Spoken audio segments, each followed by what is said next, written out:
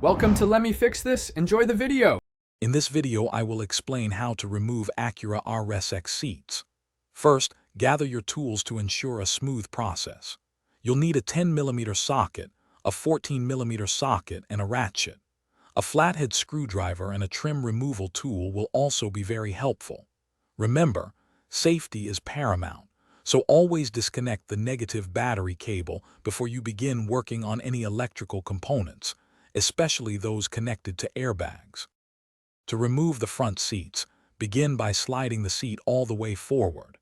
This gives you access to the two plastic covers at the rear of the seat tracks. Carefully pry these off to reveal the two 14mm bolts. Once those are out, slide the seat all the way back to expose the front two 14mm bolts. After removing these, tilt the seat backward to disconnect the electrical connectors, including those for the airbags, then carefully lift the seat out of the car. Moving to the rear seats, first fold down the seat backs and remove any cargo carpet to expose the mounting points. You'll find several 10mm bolts securing the seat backs. Remove these. Next, focus on the seat bench. There's typically one 10mm bolt near the center armrest. After removing it, firmly pull up on the front edge of the seat bench. This will release the two retaining tabs underneath, allowing you to remove the entire bench section.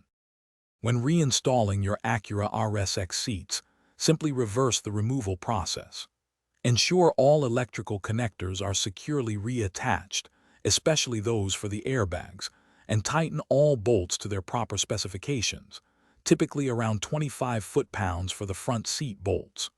Always double-check that everything is firmly in place before driving.